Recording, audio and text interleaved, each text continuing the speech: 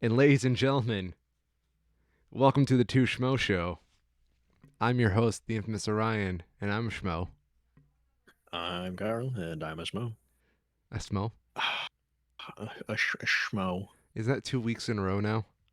It is. Okay, let's try again. I don't know why. I can't. My Schmeh. C's are missing. Schmeh. Ugh. Yeah. Um, what a day, ladies and gentlemen. How It's been taxing. has it been taxing? Oh my god, yes. It's too much stress. What's up? What's so stressful? Just like I mean, it should be pretty obvious, I think. Just, it's the I don't want to say it. I feel like it gives it power. I was about to say, the less you acknowledge the elephant in the room, the funnier it is. How can Alright, whatever. What? You can't not though. What do you It's mean? just there. Squinting.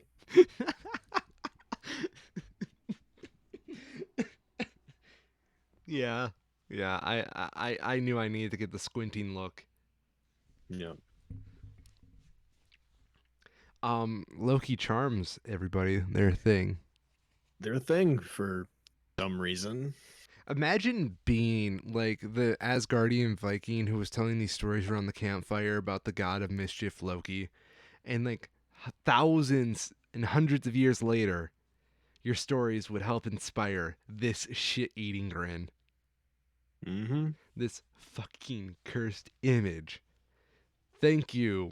I don't know, Sven, the Viking man. Thank you for giving us Loki charms. They're mischievously delicious, according to our corporate overlords. They're fucking something. Loki does come out this Wednesday, so free advertising for Disney Plus, I guess. But everybody knew that.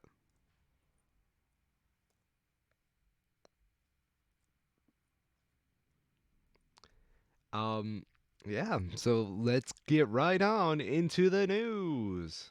Is that how Kim Mm-hmm. does it? Something like that. I can't do the genuine, not interested in what I'm about to start bit. I really don't know how a lot of internet people can do it. I don't. It's definitely a talent. Well, I think it's just from saying it for so many times. Like, I can still Maybe. do the WOCR call signs. Yeah. Yeah, Practice does make perfect. unfortunately. Let's get all the cringe out of the way. Let's just do this right off the top. Isn't that what we just did? Unfortunately not. At least not in my opinion. There's something even worse. Okay. The Logan Paul Floyd Mayweather fight Oh, is yeah. a thing that happened. Didn't that start off with him showing off his Charizard card? I probably, Oh, God. from what I heard, it was like, as with every single one of these. I don't know who the hell is still paying for these to make these profitable, because they've all sucked. Yeah. And this one was the same way. You have Floyd Mayweather, one of the best boxers ever, known for his skilled defensive styles, and then you have Floyd Mayweather, known for being a douche on the internet. You mean Jake Paul? Sorry, Jake Paul or Yeah. Logan Paul. Logan? I don't know which Paul's Paul. Yeah, like legit. If somebody told me that they were actually the same person and it's all just been an elaborate ruse this whole time, I believe it. Yeah. But yeah, Logan Paul being a douche on the internet, and apparently boxing. I guess. Yeah. So yeah, Mayweather won, of course, No because shit. who saw that coming? I saw someone talking about it and how it's like, oh well, no, Paul he got the weight advantage. He's 6'2" and he 30 pounds on him. He gets a few good hits in. It could really change it. It's just like it's like sure, maybe, but that's not going to happen.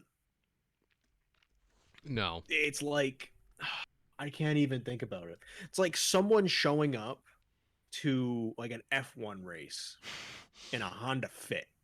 And it's just like, oh no, all they got to do is just get ahead of it and just box him out, stop him from getting around him. It's like, yeah, sure, that could happen, but it won't, because one side of this is a world-class athlete that is literally undefeated, and the other side is Logan Paul. It reminds me of that meme with Bane and Pink Guy. Hmm? They're just squaring off against Yeah. each other. That's pretty much it. Yep. Basically. Yeah. I can't blame either of them for doing these kinds of things. Money. Because win or lose, they're both making millions of dollars Oh yeah. to show up for basically half an hour. Mm-hmm. I mean, the real winner is the sponsors. Hmm?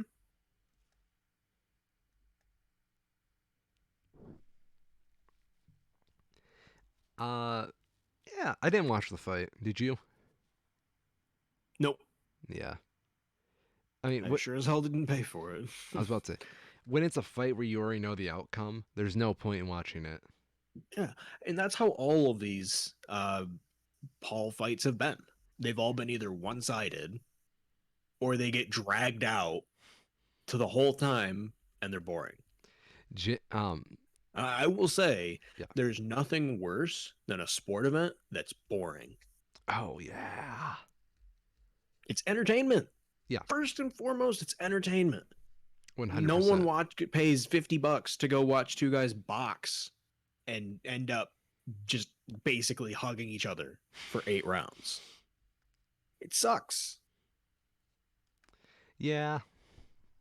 It's kind of why I like MMA a lot, but I don't know. Do you think Jake Paul will ever transition to MMA?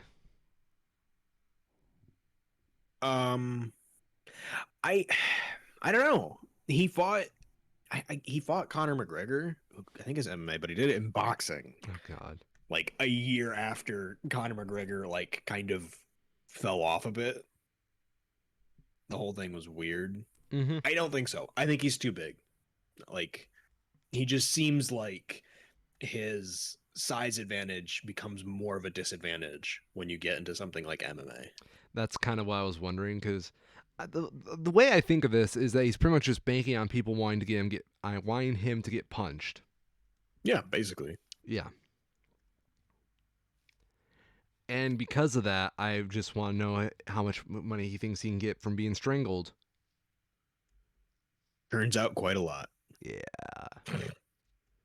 That's hilarious. All right, now I have to look this up. Is it Jake Paul or is it Logan Paul? Because I legitimately don't know. No, it's Logan Paul. Logan Paul? My bad. It's Logan Paul. But Jake Paul is trending. If you look up Conor McGregor right now, Jake Paul is trending ahead of Logan Paul when you look up Conor McGregor. That's so weird. So who knows? That's unrealistic. Celebrities, no bueno.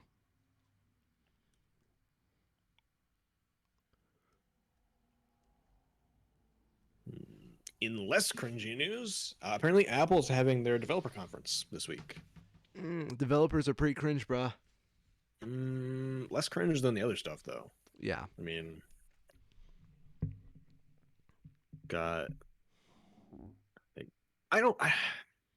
this is the kind of thing that I don't get why it's being hyped up so much. It's like, oh shit, I can't even think of a good analogy now.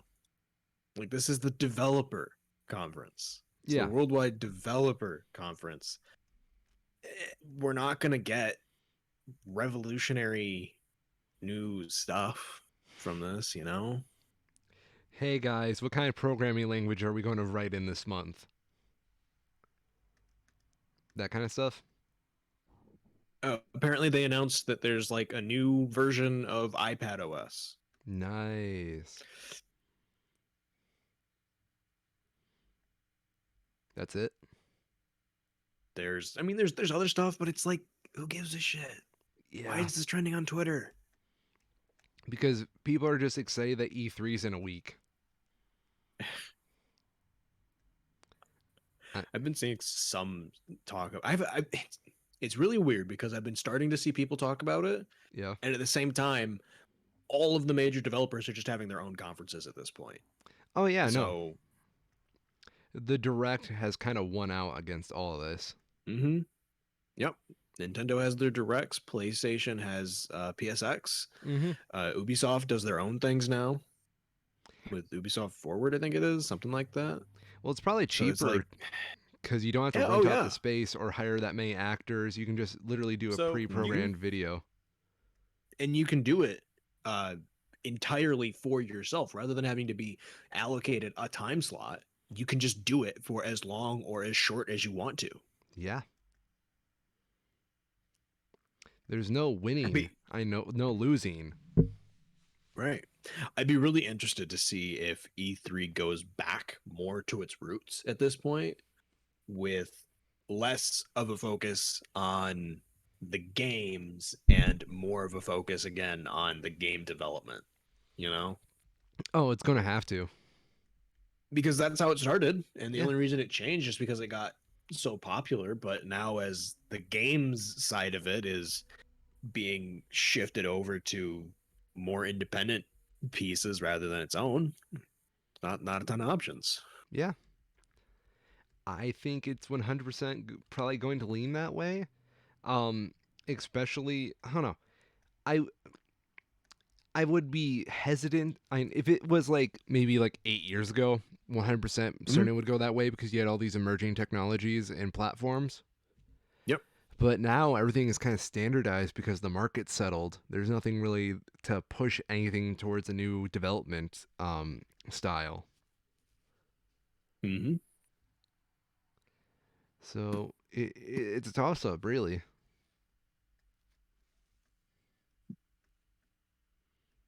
In other Apple news, Oh no. I'll be interested to hear your thoughts on this. As someone like myself who hasn't had the luxury of basically being forced to work from home during the pandemic, be curious for your thoughts on this. There's apparently been widespread backlash after Apple announced they will be planning to return their workers to in person working up to a whole 3 days a week by September. Okay. And there is a rebuttal from employees obtained by The Verge asking for Apple to leave remote working decisions up to individual teams, a company wide survey of the topic across teams in the whole company, exit interviews to specifically ask about employee churn because of remote work, a plan to accommodate disabilities through both remote and on site working, and information on the environmental impact of in person on site work compared with remote working. I mean, if I'm going to speak from a purely pragmatic source, I think remote working's better all way around. I think Especially, it really depends. okay. I mean, we can have a I small think debate about that that. I will say that remote working can work better, but there are absolutely people that will take advantage of it. Oh yeah. And if you're the kind of company that's running a business the size of Apple, I don't think you can have the leniency that a smaller business might to pick and choose which employees can or can't work from home. You have to set policies that everyone follows equally because you can't show that kind of preference. I do see where you're coming from with that. Um, Yeah. it's kind of hard because I know very little about remote working. I mean, granted, I understand the basic concepts of it, and Mm-hmm. speaking on a pragmatic sense, we do have these tools to make it happen. And I honestly could see some businesses starting from the roots with remote working because it Yep. saves money on office space, parking space, and just general time as well. Because it'd be easier to just schedule a Zoom meeting at this early hour Mm-hmm. rather than have Oh yeah. everybody jump over to the office to meet in person. Um, the problem is I don't think I fully understand the size of Apple and how big it is for this kind of That's a good point. maneuver. I don't really either. I assume they're fairly large. Yeah, It does to me it seems incredibly privileged that they're under the assumption that they would just be able to keep working in this very new way that started because of a pandemic. yeah, when we've been seeing, in many cases, the direct results of people having to work from home being impacts on development and production cycles being hit hard. Things having to be delayed or canceled altogether because working from home has slowed down or limited what they're actually able to do. That's actually a very valid point, especially when you speak on development issues. Because the way I see it, the only one I know who works remotely from home is my mother, who works in insurance and claims adjustments. Mm-hmm. So that's stuff that's relatively easy to do from the comfort of your house. Yep. But when it comes to working as a team, especially in development and making sure code all lines up with each other, I definitely think Yep. having a supervisor figure there monitoring everything, making sure everything orchestrates itself in a very harmonious fashion is very important to the process um, versus, oh, this all files through? Okay, sending this form out. Mm-hmm. Yep. And being able to collaborate is a big piece of it too. It's a lot easier if you want someone's feedback to just walk over to their desk and be like, "Hey, what's your thoughts on this?" rather than trying to set up a phone call or a Zoom meeting. Yeah. No, you're right. So I guess to a point I can appreciate individual teams being impacted differently by this.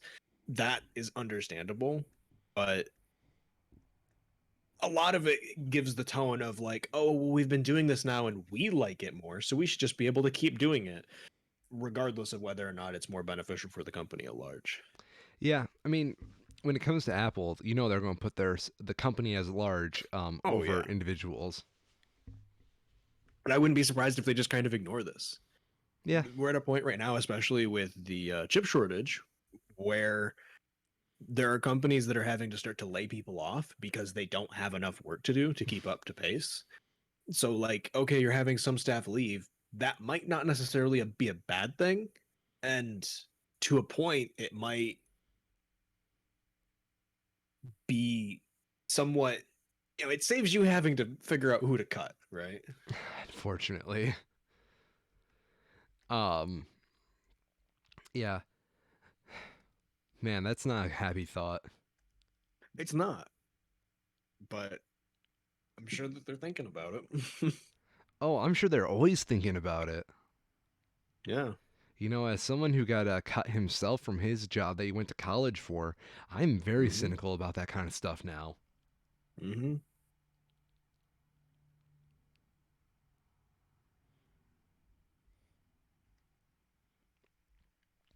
And also, one of the points they have in here is environmental impact.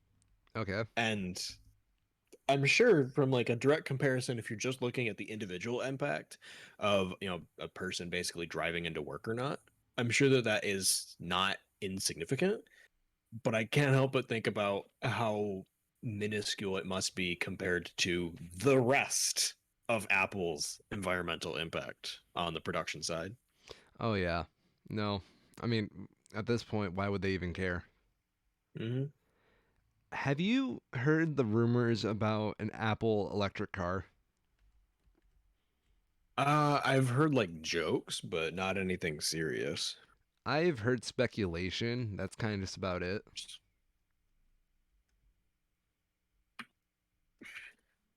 Apple car rumors. MacRumors.com. December 2020 confirmed that Apple is still working to launch a car, plans to release a vehicle in the next 3 to 6 years. Okay.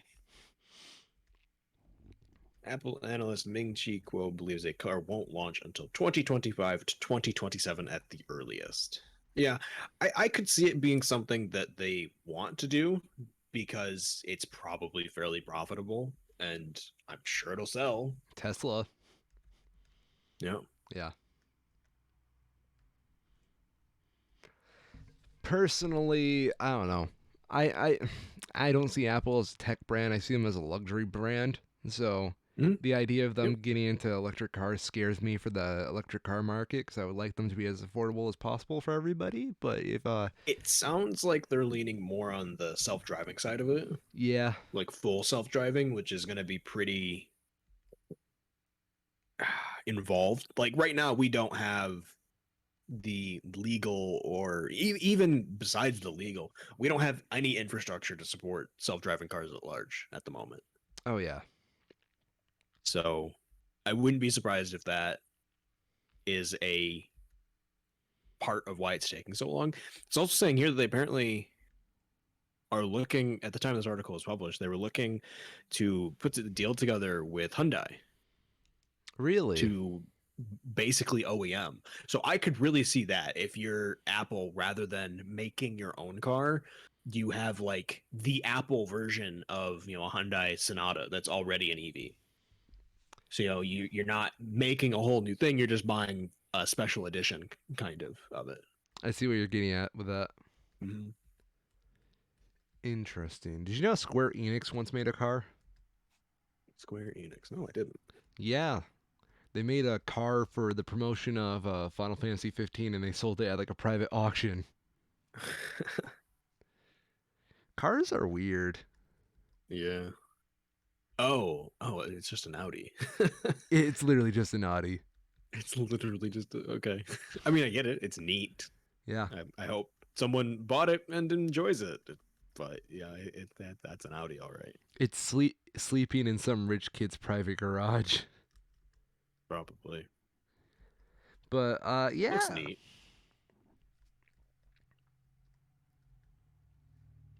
Please don't ruin electric cars, Apple. That's all I'm asking. Yeah.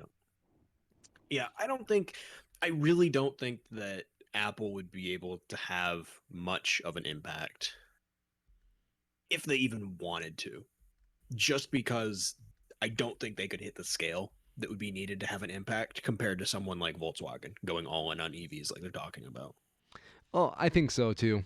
I think we're kind of past Apple's big heyday where they kind of led the market in a lot of tech.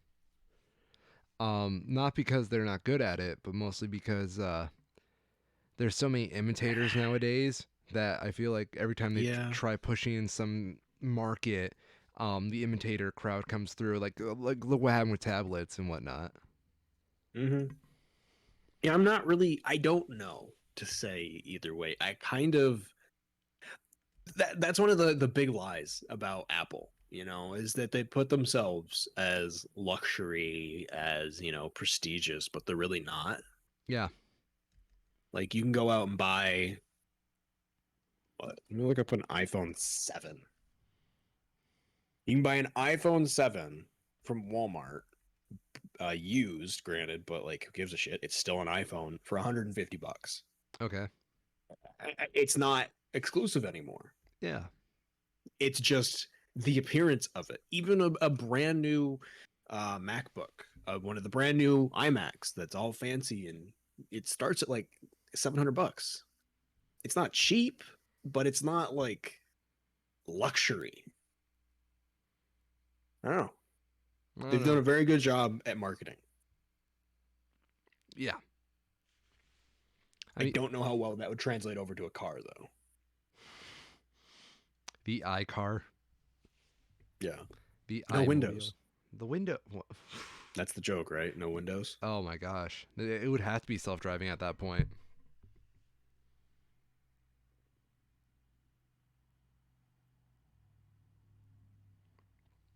What was the other thing? I'm trying to remember now.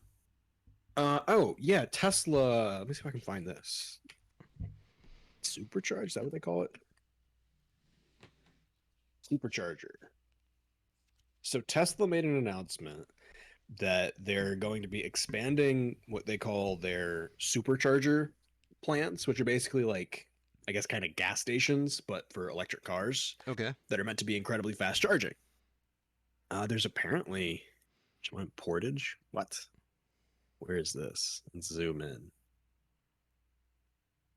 Tesla destination charger. Okay, cool. And then there's the other one, and I know the other one. That's just the parking lot of Sam's Club. There's apparently a Tesla charger near the airport. Neat. But the idea of these is like, it's so painfully idealized. They were showing in their marketing like, oh, it's like going to a drive-in again. There'll be music and it'll be. I gotta see if I can find this because it was that dumb. Really? Yeah, there's apparently a lot of them already. Largest global fast charging network in the world. As long as you don't need to go to Canada past like the border. But yeah, because okay, so electric charging, of course, takes a lot longer than just gas. Yeah. So part of it is trying to turn it into almost an experience. Like, let me go back to that. What did I say? Yeah, 25 minutes. Like, that's a complete shift from what people are used to right now. Like, right now, I need to go get gas. Yeah, I'll just drive down there. I'll be back in 5 minutes. Yeah. To have to take the better part of an hour to have to go and fill up your car is substantial. And it's a big change. It would be. I'm waiting Yeah. for someone like Tesla to make their batteries hot swappable. I think that's such an underrated piece of like the mid 2000s, the mid 2010s that's been lost is hot swappable batteries What's a because hot it swappable completely gets battery? around. So it's like a battery that you can just remove the battery altogether. Oh shit. So you go to like a Tesla charge station and you have to, it's like what people do with propane tanks. You don't go and get your propane tank filled up generally. You go to a gas station with your empty tank, you pay a fee and you trade your empty tank for a full one. And Yeah. then they take your empty tank and fill it back up. Yeah. You do the same thing with batteries where rather than charging them back up again, you design them so that they can be easily removed in, segments. And you just pop a new one in and, 5 minutes later you're done. You're on your way. I mean, that would be pretty darn nice. I think people would rather pay a flat fee for a charge than to have to worry about variable gas prices. I don't know. I don't know how it works pricing wise. But I could see that. Yeah. I mean, how long does a electric car battery last? It like in terms of longevity Uh, or driving time. let's do driving time since we're comparing this to gas stations. So driving time depends on the vehicle because they use different sizes of batteries. Okay. So let me go Model 3. Is that the one? About 350 miles of range. 350 miles? Damn. Yeah. Then I would assume that's probably about the maximum. Yeah. Where's their range tab?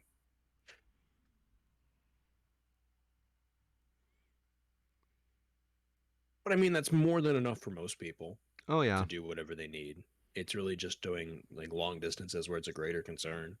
Definitely not a road trip vehicle.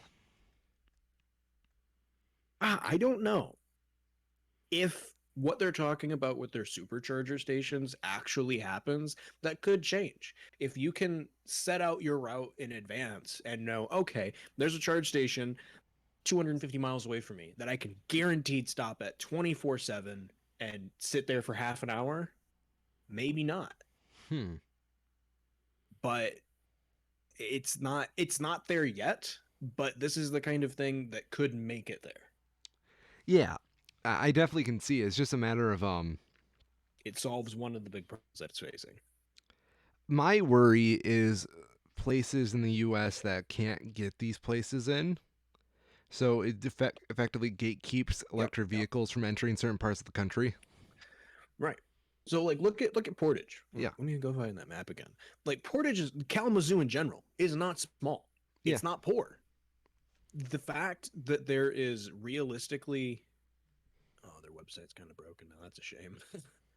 I hate when they do that, where you can't back out of it.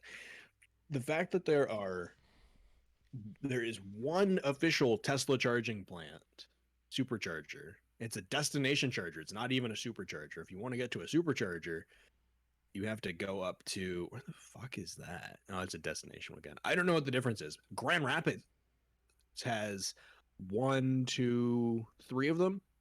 One downtown, 2 on the outskirts. But Kalamazoo Portage, you want to go to a supercharger, you would have to go to Marshall or you have to go to Benton Harbor. That's a long fucking way. That's not reasonable. So your only other options are the Electrify America charging station, the Tesla destination charger, or installing your own wherever you live. And if you live in an apartment, that's not an option. Yeah. So Hmm. that's the other big, like, they've gotten half of the solution here. They have the solution for people that need to travel more than the range of their car. Now they need to figure out how to make the infrastructure needed for more localized charging more accessible. Yeah. Because it's not like a gas station where one can serve both purposes because of the time it takes to charge a battery being so much more different. You know, if you have an entire city full of electric cars, you're going to need a lot of parking spaces to be able to charge them all because you realistically need to charge them all every almost every night, at least every other. Yeah. And we don't have an answer for that yet. Not yet. I don't know. Um, I'm I like electric vehicles. I really do. I want one. It's just that the growth Mm-hmm. into them is going to be very hard. You know, I I kind of don't want one. I don't know. I wish that the gas electric hybrid ones were more common at like consumer levels where you have a traditional gas engine and an electric motor working together. Okay, But yeah. it's mostly just like a supercar thing Mm-hmm. because it's expensive to have two engines and it's mostly just to get extra performance. Like I wouldn't mind driving an electric car if, you know, oh, it's the weekend, I want to go fuck around in my car, I can still do that without having to own two cars. Yeah,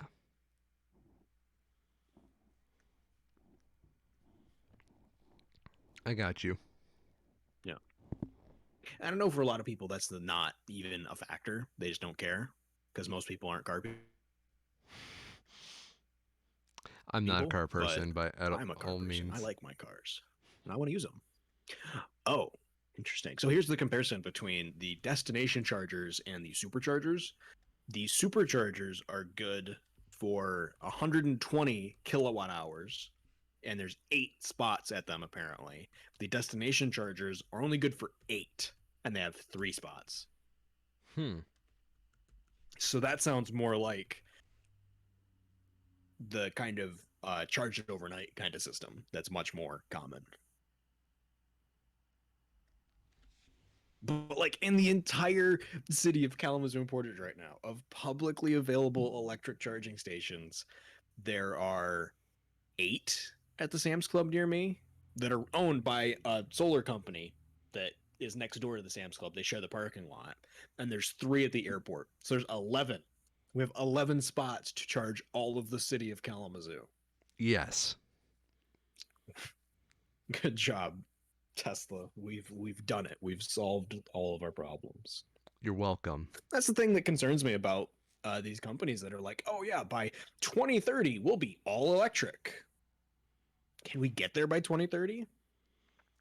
Not I don't without know. massive government It doesn't subsidies. look like it. Yeah. But then that goes, it both does and it doesn't go in the complete opposite of Tesla's marketing thing, because the whole reason that like SpaceX works is because they're able to get around a lot of the government bullshit by just doing things in huge numbers less efficiently. But they're able to do it a lot quicker, so they make quick progress. Yeah. I don't know if that I don't think that kind of that kind of mentality can work when you're talking about the public sector, like this kind of stuff is supposed to be. No, I don't know either, man. there's a lot going on with it. But let's talk about something else. I was about to say, only quality stuff on the Two Schmo show where we just randomly go into an electric car debate.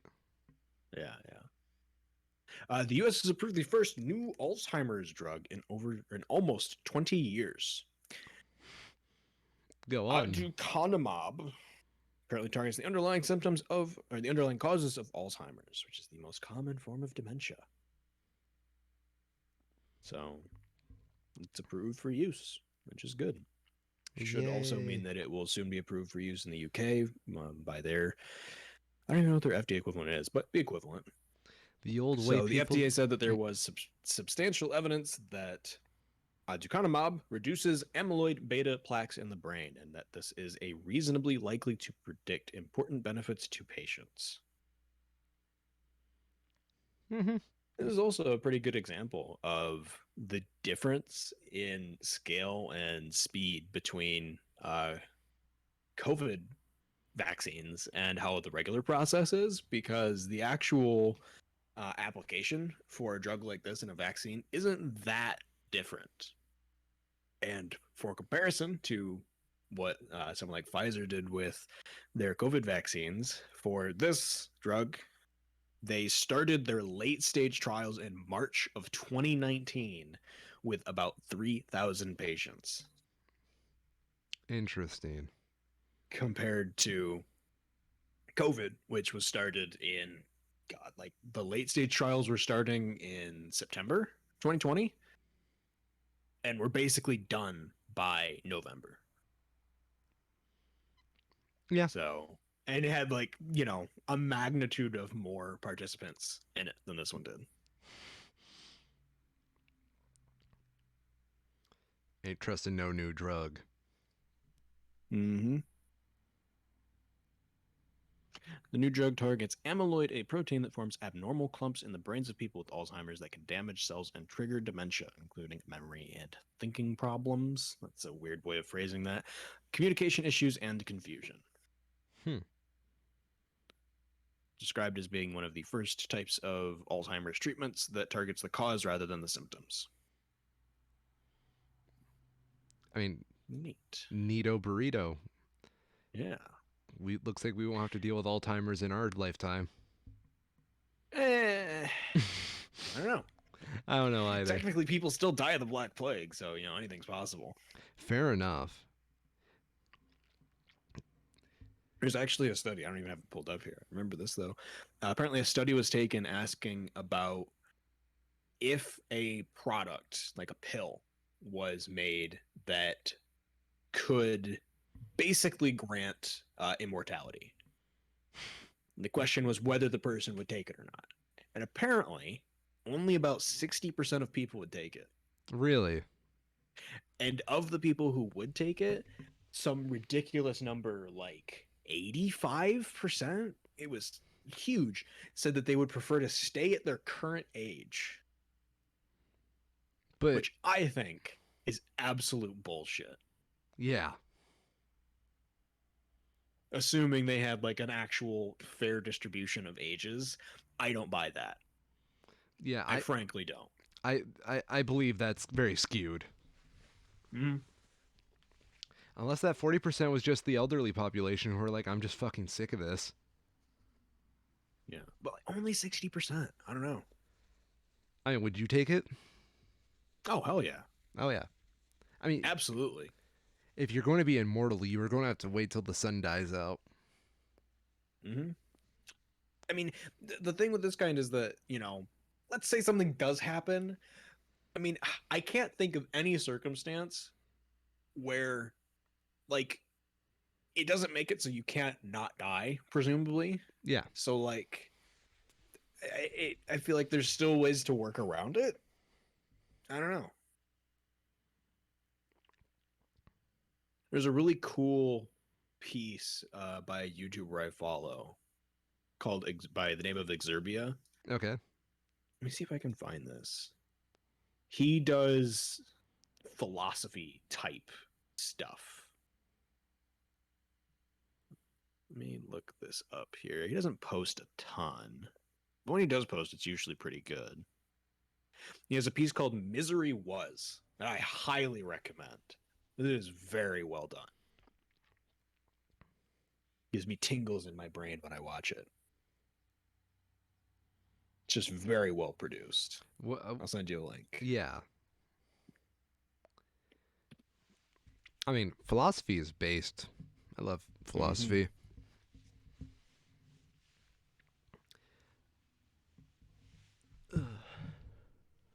Where was the other one? He did another one more release recently. He of course is a writer as well. That's his primary thing. His YouTube stuff here is more like a side job.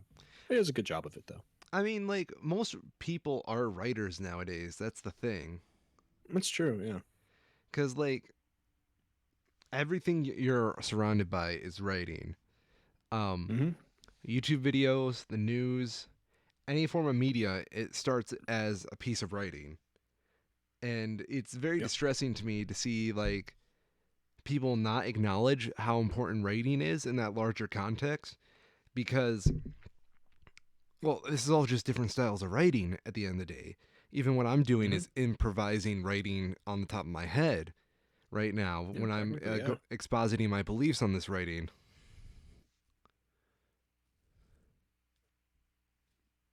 Were you about to say something? Nope. Oh, but yeah. And I find it so interesting lately with the writing because I,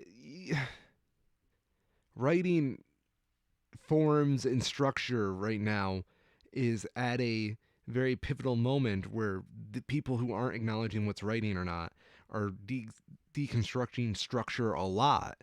We were just talking about this Mm-hmm. before the show, where we were talking about the death of the paragraph, um, Yep. namely in journalism articles. Um, like paragraphs nowadays are just going to two sentences, which I can understand on a pragmatic scale because, well, a sentence can hold a lot of information. If you're just trying to make your paragraphs condense pockets of information that all have a correlating theme or subject to them, that would make sense. But there's also the duty of being a writer is to explore an idea, and a paragraph can always hold so much more. There's a little piece of philosophy I use for writing where basically you can always add more and they'll have a reason to be there. And it's a matter of pacing your writing into its subject matter versus having a lot of people just condense it into bite-sized bits. Um, Mm-hmm. I don't think people necessarily read anymore to get informed as much as they do entertain. And especially when you see these journalism articles nowadays with two sentence paragraphs, those aren't really two sentences as much as they're just headlines. And a lot of journalism is devolving into smaller pockets of information being presented as little headlines because that's what people want. Like it's very entertaining to just read a sentence that's a little dense and little sparse, sensationalist to keep you reading because you think you're actually getting more out of it than you actually are. But then there's details that are missing, and it's it's kind of amazing to see them play this little psychological trick to get you into reading more and more of the article and thus pass by the ads, which are also flashy and moving all over the place. But at the same time, it's kind of devolving writing even more into just being entertainment. Something I find very interesting nowadays is that the entertainment aspect of writing is growing more and more popular, and informational writing is slowly being pushed to the more patient readers. People don't like reading, but they sure like in digesting pockets of reading, if that makes sense. I mean, Mm-hmm. this little thing on my No, yeah, phone called totally. Twitter is that way. Mm-hmm. It's all just pockets of reading. I'm texting my girlfriend right now, and look at that. We're just sending little two sentence paragraphs at each other, little pockets of Mm-hmm. reading, and it's And it very kind of goes both ways too, because I know for me, if I'm in public forums yeah. and I start to go anything past like two or three sentences with a response, I feel like I'm kind of being a dick for going into it more than other people seem to want to. Yes, that too. Um, I don't know. It just interests me to see this new style of writing formed out of a, like a less attention span, like a lower Mhm. attention span. Yeah, I don't know if that's the way I would put it, but it's the same end result. Yeah, no, I would call I it more modern because it's very sparse, very to the Yeah. point, and Mhm. it's not like something like Dostoevsky where it would just be paragraphs and paragraphs of just one thought explored to its further reaches. Yeah. Because while there is a lot of things that have been made more brief, there's other forms that have continued to be made longer and longer. notably film. Film, 90 minutes was the standard for a long time. Yeah. And now if you're making a new high budget film that's less than like 2 hours, you look like you've done something wrong. Like you haven't made a full film. I was rewatching Beauty and the Beast with my girlfriend not too long ago, Mm-hmm. and that movie's pretty short. I think it's like an hour and 15 minutes. The original? Yeah. Um, let's see, shall we? Yeah. No, I do not want the Emma Watson version, but how long is that one?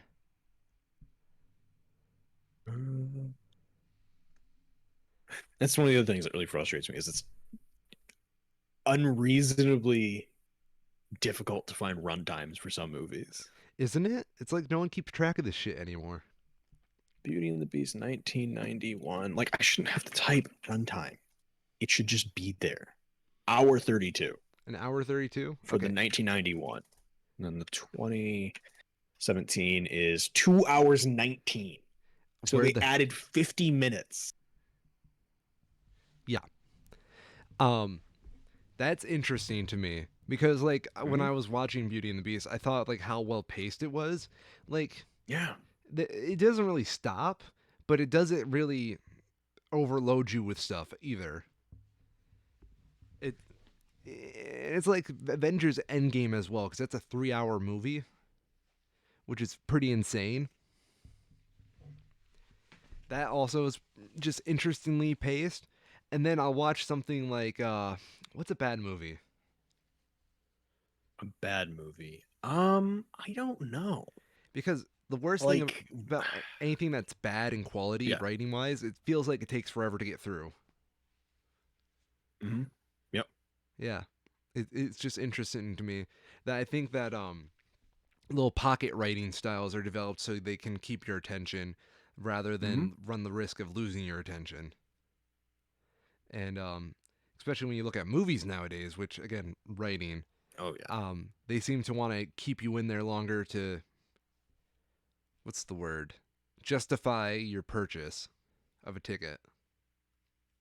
So here's some interesting graphs. These are statistical models for the top 100 grossing Hollywood movies between 1994 and 2015. It looks like, and it's kind of sporadic, but it does look like there is a trend upwards in average runtime.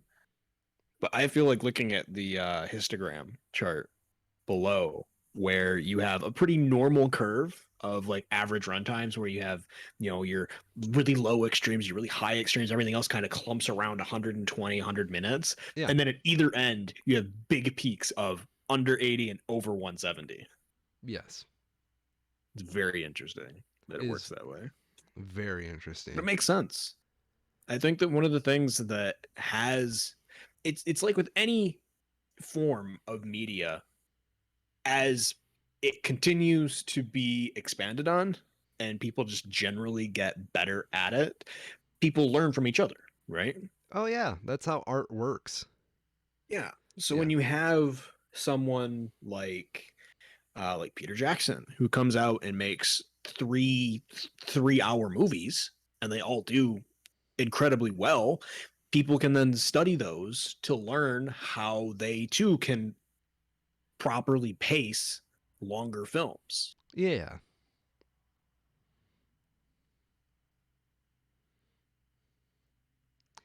Films with lower budgets have shorter runtimes. Yes, thank you. I never would have been able to figure that out. Whoa. What a novel idea. I don't know, man, because like that one Andy Warhol film where he took a video of the Empire State Building for like 24 hours, that had a pretty low budget. That's true.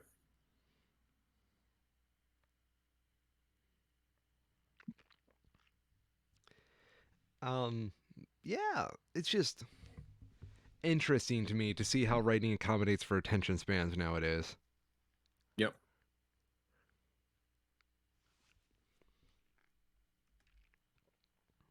In other news, this kind of surprised me because I was reading an article earlier that this legal case was on its way to the Supreme Court, and they have already said that they will not be reviewing it.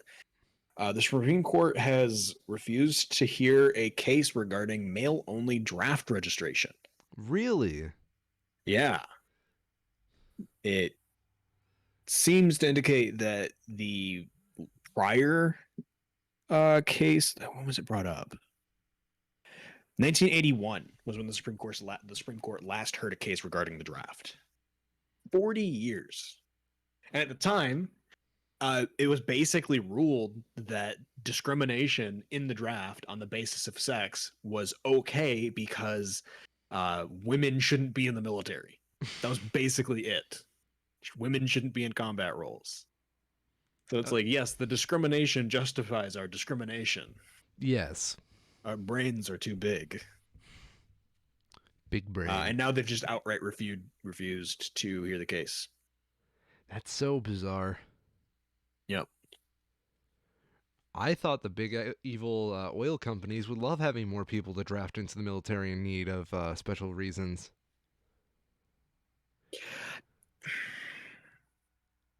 So in this case, if they did hear it and they did find it unconstitutional, it would only make the current law no longer valid. It wouldn't just expand it to be all people.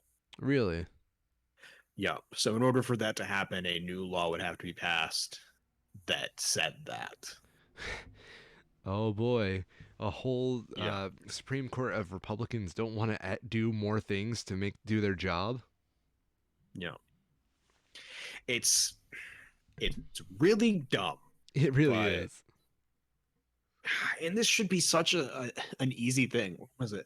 There's some comment I saw in the Reddit thread that this was linked in. This article was linked in that was the executive branch doesn't do anything because they can't. Yeah. I'll just pull it up because it was pretty good. And it's fitting for like all of these kinds of, oh, no one wants to do anything kind of stuff.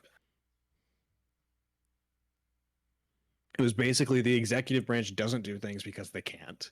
The congressional branches don't do anything because they don't have to. And then the Justice Department or judicial doesn't do anything because they won't.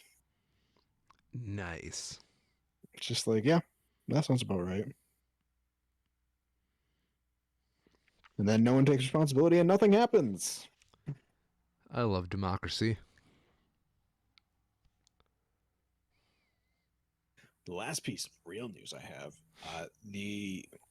Ukraine's football team has unveiled their new jerseys, which prominently show the Crimea Peninsula as a part of their jerseys on their depiction of the country of Ukraine. Ooh. So, good job, Ukrainian footballers. Keep pissing off Putin. I was about to say. Damn. I love this passive-aggressive territorial disputes that have been going on. In a statement to the BBC, European football's governing body, UEFA, said the shirt of the Ukrainian national team and of all other teams for UEFA Euro 2020 has been approved in accordance with the applicable equipment regulations. Nice.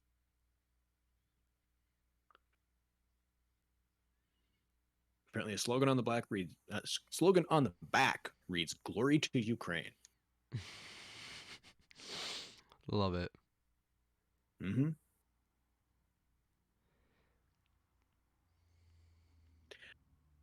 All right, that's all I have for real news. Brilliant. Bit of a short-ish day. Apparently, Bezos get out of real news here and into Fantasyland news. Bezos is going up on one of his rockets into space. I heard. It's like, I don't know.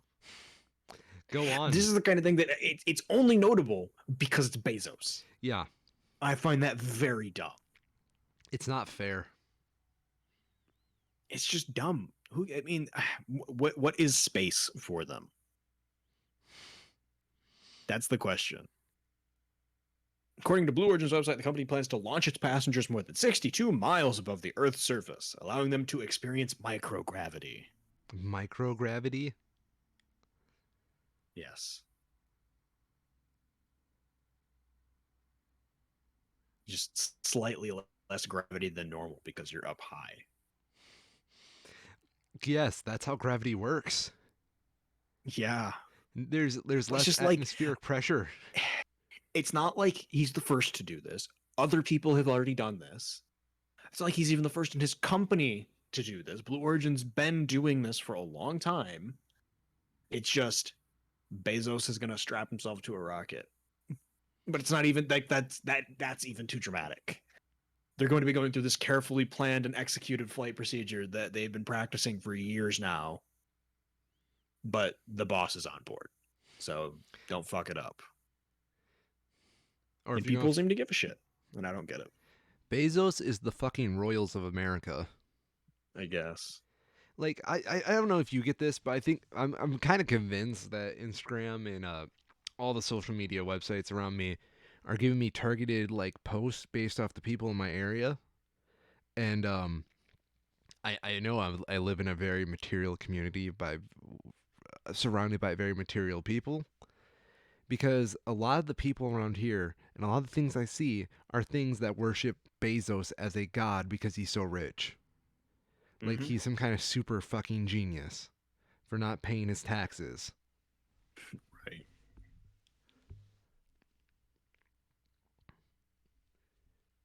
I don't get it. I don't get it. I don't get it at all. Yep.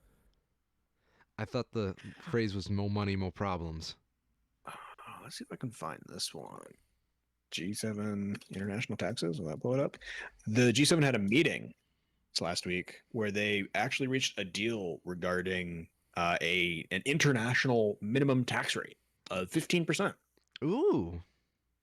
So G7 is of course not all of the nations of the world, but it's still a step. Yeah. So from here, the proposal will likely go up to the G20, where it may or may not be picked up. There might be some changes to it, but they have come to an agreement of a minimum tax of at least 15% on multinational companies. Mm. The group also agreed that the biggest companies should pay tax where they generate sales and not just where they have a physical presence. I'm all for that. Yep. So it'll be interesting to see where this goes from here. I'm sure it'll get pushback once it comes up to the G20, and it'll likely get even more pushback if it goes past that. But it is a step. Interesting.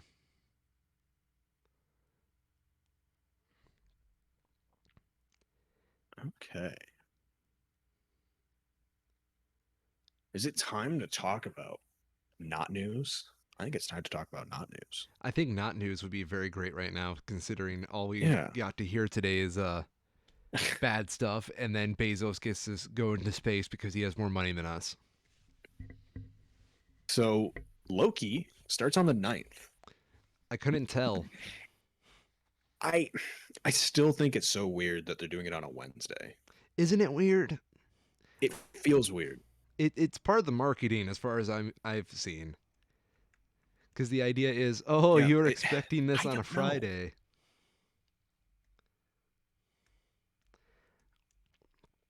I'm excited for it. Really the case.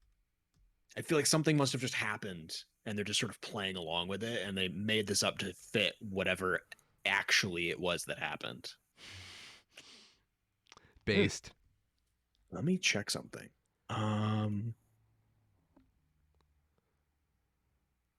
What else is going on TV right now?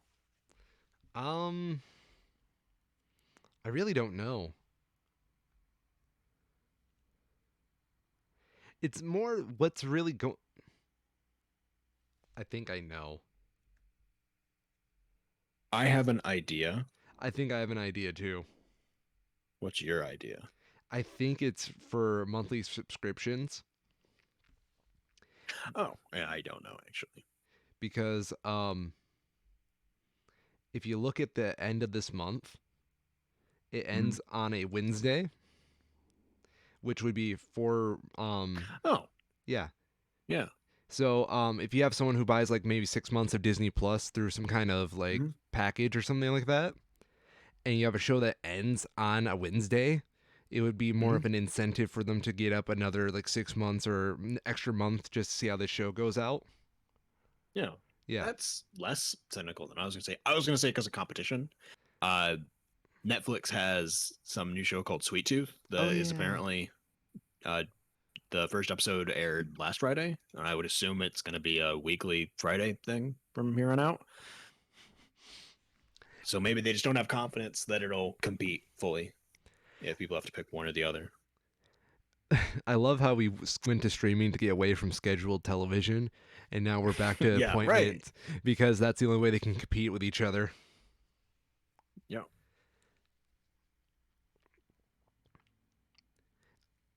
If I had to guess, it's probably I like my theory a little bit more, but that's just me.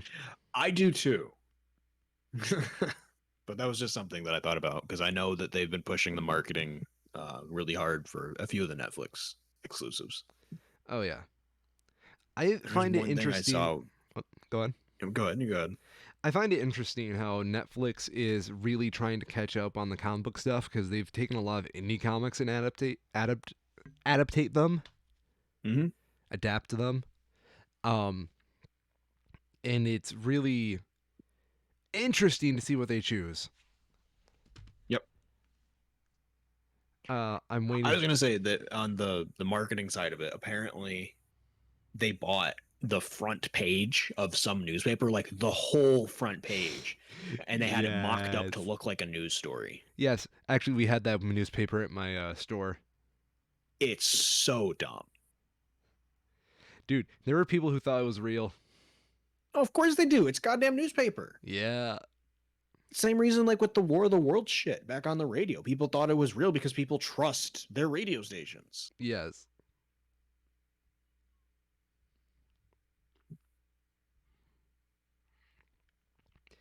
I. It's just funny to me because it's like it took us all like a good minute to realize that wasn't real. Mm-hmm. Um. Yep. And they have technically, they have a piece on the top of it that says it's an advertisement, but it's of course obscured, so you can't see it. It was in a lighter font than the rest of the Yeah. regular font, so it Oh kind yeah, of it's in a blended light in. gray on newspaper, which is already kind of a grayish tan color to start with. Yeah.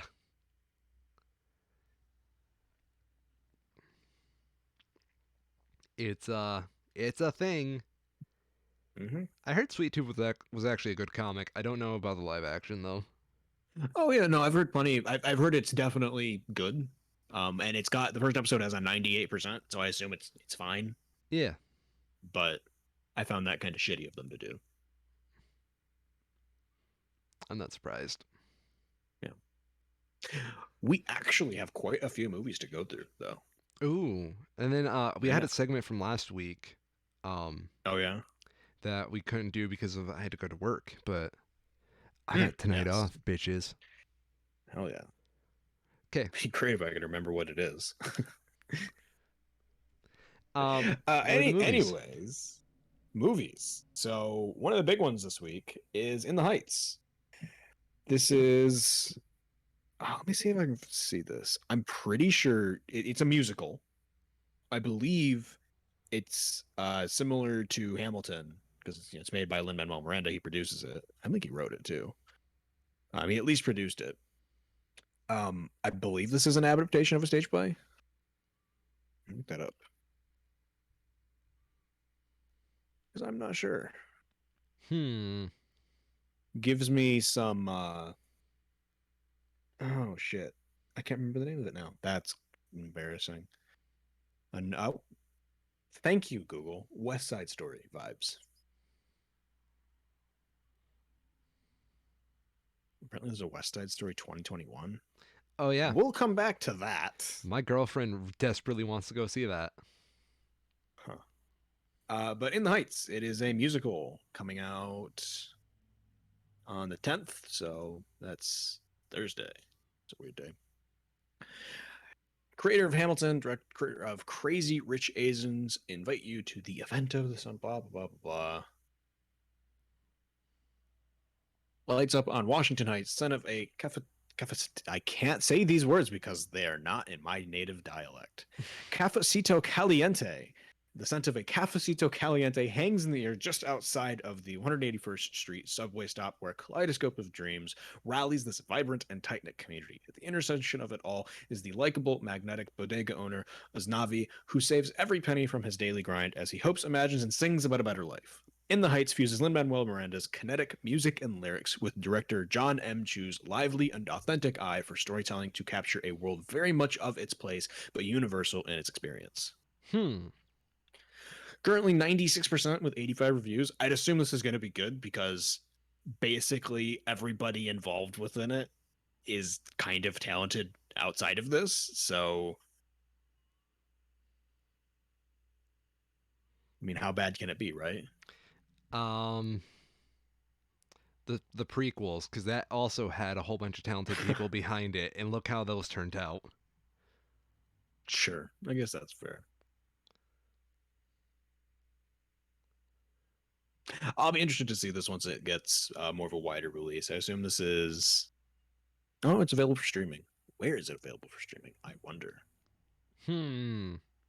Let's see if we can find out. Because it does sound good. I enjoyed watching the Hamilton musical. Musicals in general, they're always entertaining. Do you have a favorite musical? Favorite musical? Probably. I haven't seen that many. It'd be a short list.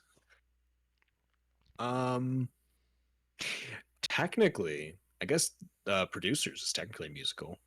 Yeah. The remake of it. That one, I like that one a lot. Okay. There you go. Make all of the actual musical people cringe and say that I really liked Les Mis. That does hurt me a little. See, when you don't know music, it's not that bad. You know, that's exactly how music is. Okay, you want to know something? In the Heights will be available for streaming on HBO. Oh, go on. It's an HBO thing, so HBO Max. I was going to say, I've reached a point in music where I'm very too attached to what I've learned. So I have to listen to a lot of really obscure shit to get my jimmies rustled now musically. You fucking listen to the Rite of Spring, punk? No. The Rite of Spring, bruh. That's the only thing that gets my jimmies rustled nowadays. I just got it infinitely playing on loop. Stravinsky. Let's give this a listen. Oh God. Your poor baby ears aren't ready. No, I'm not gonna go through this. It's apparently a much longer piece than just that. Oh yeah. How long are you looking at it? This one's 35 minutes. Yep, that's it. That's the whole piece. Oh, okay. I'll listen to that later then. Come on, we can do a live reaction to the Rite of Spring. All right. No. We'd be here all day. All right, pick a timestamp and I'll jump to it and I'll give you my immediate thoughts. Let me see. Do they have the movements listed out there?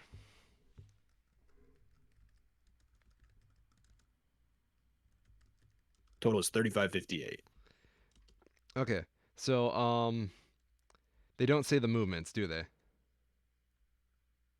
Not timestamped, no. Okay. Here, I am going to get a link to my favorite movement of the piece. Sure.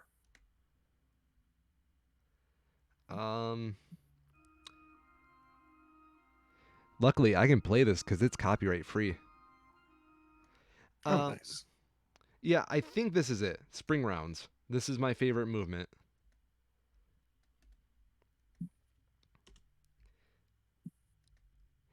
Keep in mind, this is a piece of music about virgin sacrifice. Nice.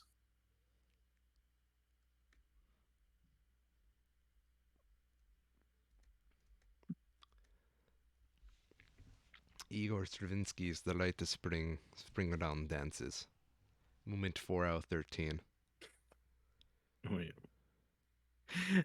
Suggested by UMG, John Williams, theme from Jurassic Park. I love the comments for these pieces.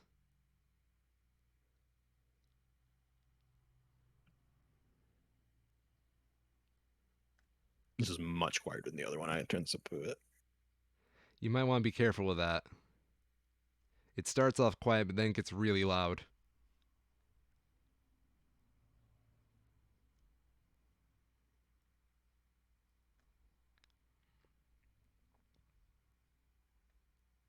Someone said this is the only bit I like. You know, that's not an unpopular opinion. Spring rounds is like the most popular part of the piece.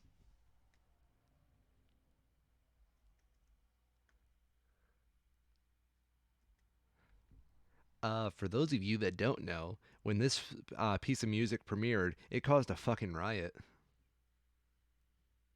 Oh yeah. Yeah, that's true.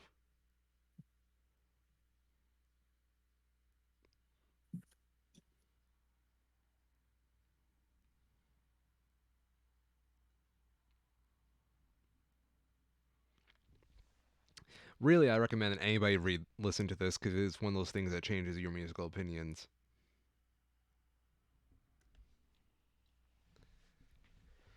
Commentators have often described the Wright's music in vivid terms. Paul Rosenford in 1920 wrote of it as pounding with the rhythm of engines, whirls and spirals like screws and flying wheels, grinds and shrinks like laboring metal.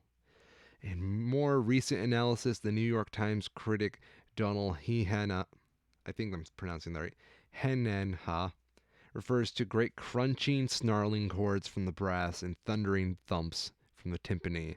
The composer Julius Harrison acknowledged the uniqueness of this work negatively. It demonstrates Stravinsky's abhorrence of everything for which music has stood for many centuries. All human endeavors and progress are being swept aside to make room for hideous sounds.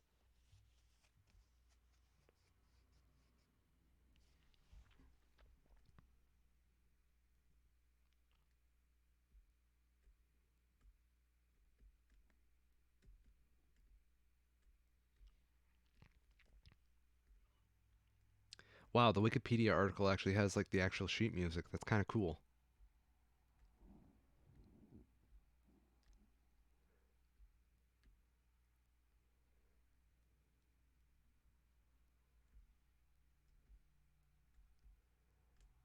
Well, I will plan to listen to the whole piece Yeah. to get some better context. I mean, it's good. It's interesting. I didn't show Yeah. you the really controversial part of it, but Mm. there's like this one part where the strings start chugging this one rhythm, and it's like dunk dunk dunk dunk dunk dunk dunk dunk. That is one of my Mm. favorite things in all music. I want to get So vinyl of West that. Side Story film. West Side Yes. Story film. This is a thing. They're doing it again. Isn't Spielberg behind it? Yeah, he is directing and producing. Oh boy. It's apparently based more closely to the stage play than the 1961 film. The only notable actor in it that I see is Ansel Elgort. Ansel Elgort. Yeah, That, he was in Baby Driver. yeah, I was about to say that's a name I haven't heard in quite a while. Mm-hmm. He's also a DJ. Go on. That's basically it. Oh. He hasn't done a ton. I'm pretty sure he does it under his own name though. Sorry, under the name On Solo, He really wanted to be Han Solo. apparently. I think I remember looking it up once, and it was fine. Yeah. It was, not bad, just fine. Okay. I can live with that. It wasn't like super like original. It was fine. It did the job. The guy's got enough talent doing film and everything else that He doesn't have to rely on music. yeah. All right, he was in The Fault in Our Stars too. Is he? Yeah, I forgot about that. It's weird because like I like a lot of like actors our age, but I never knew what they're from because I didn't watch a lot of movies geared towards us when we were teens. Mm-hmm. So like these people just randomly appear on my radar. I'm like, "Oh, they're in this really cool piece of work." And then I find out they're from something I didn't like at all. Yeah. I do think it's really amusing to see the comparisons of the awards that he was nominated in for The Fault in Our Stars compared to the awards he was nominated for Baby Driver. One of these things is not like the other. Yeah. One of these, he apparently won the Choice Movie Award, or sorry, the Teen Choice Awards for chemistry Oh God. for The Fault in Our Stars, compared to Baby Driver, where he was just straight up nominated for Best Actor in a Motion Picture, Musical, or Comedy. Great. It's a little bit different tiers, just a little. Yeah.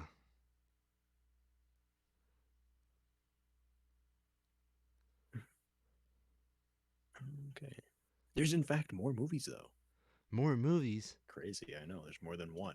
Oh, Peter boy. Rabbit 2 is apparently coming out. I didn't know they made a Peter Rabbit 1, but they did, and they're making a sequel. What you don't know actually is like Star Wars, where they start in the middle of the story and then they're going to go back and fill in the gaps.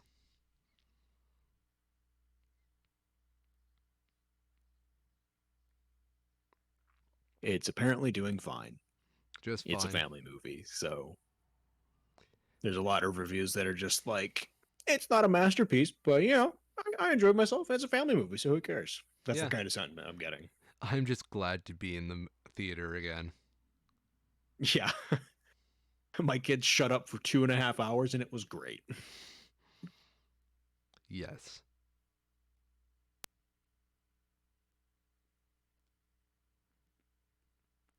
Last movie we have is The Misfits, Yo, like the which band? has no, Oh. it's apparently an action movie with the lead being played by Pierce Brosnan. What? Yeah. Like he's like what has he done? He hasn't done a lot recently. Hmm. Maybe he has done a lot. Oh, he was in Mamma Mia. Oh yeah. I forgot about that. I've never seen Mamma Mia. I've seen parts of the original. I've not seen any of the sequels. But apparently he was in the 2018 sequel to some extent. Hmm.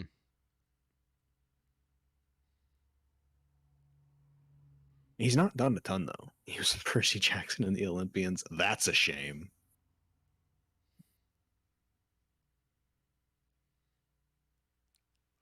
And then yeah, it's like basically Bond. He hasn't done anything really notable except for Bond and Mamma Mia.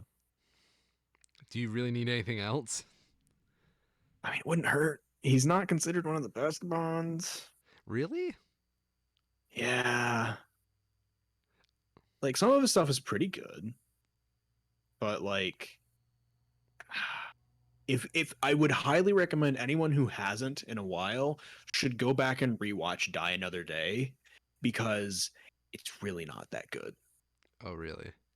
It's very, very of its time. Hmm. Goldeneye, absolutely phenomenal. Absolutely holds up to what it was. But it's all downhill from there. Every movie is progressively worse in its own ways. And then you get to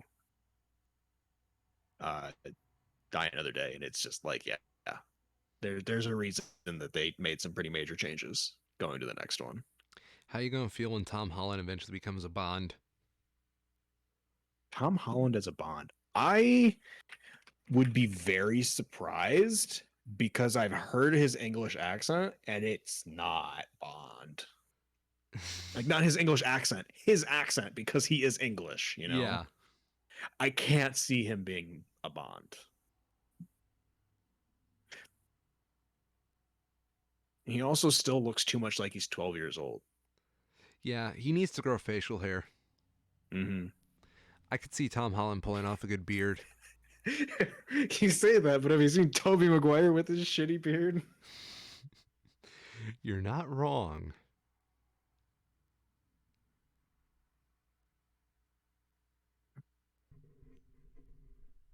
I can find this. There's like some good lists of who was planning, like who was in the talks for being Bond after Daniel Craig finally steps down. Because this is supposedly his last Bond movie again. Oh, excuse me. Tom Holland is not going to be Bond. People need to stop.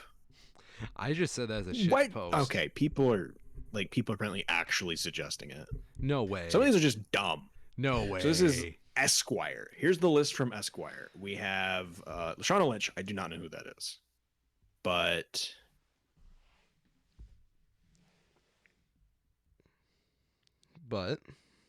oh, okay. So apparently she is confirmed to be taking the same role that Bond has in the next Bond movie. She will not be Bond because, according to Barbara Broccoli, who currently owns the rights, James Bond will never be female, but it's basically the same equivalent.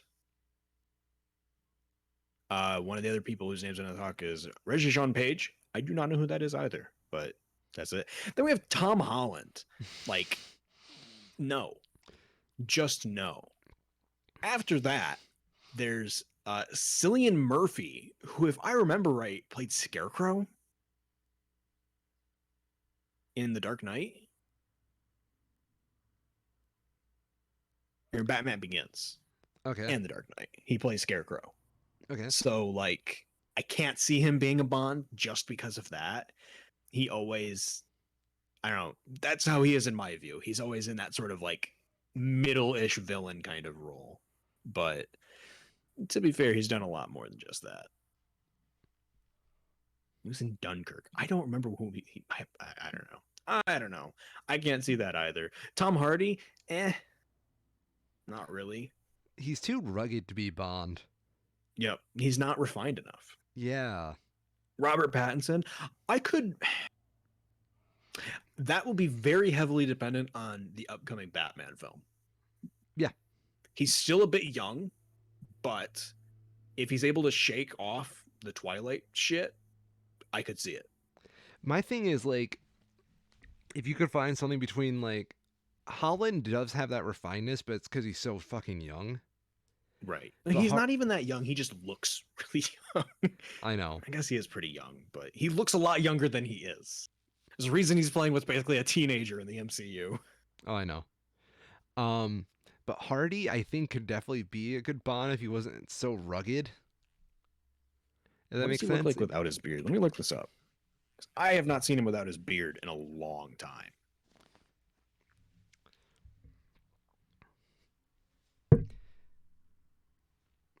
What you got? What does he look like? Here we go. I could almost see this, but he looks too American. I could almost see it too. It's wow. Like, they just need to stop showing the pictures of him with his big, rough beard. Well, it's kind of what he's famous for at the moment because of Venom. Oh, completely. Yeah. Yeah. But, like, stop, please. Stop. Please come back. Who else do they have on the list? James Norton. He's like almost too clean at that point. I don't know. Same thing. I could see it, but it wouldn't be my pick. Tom Hiddleston. Tom Hiddleston. No. No. No, he's too. He'd be he's been the villain too much.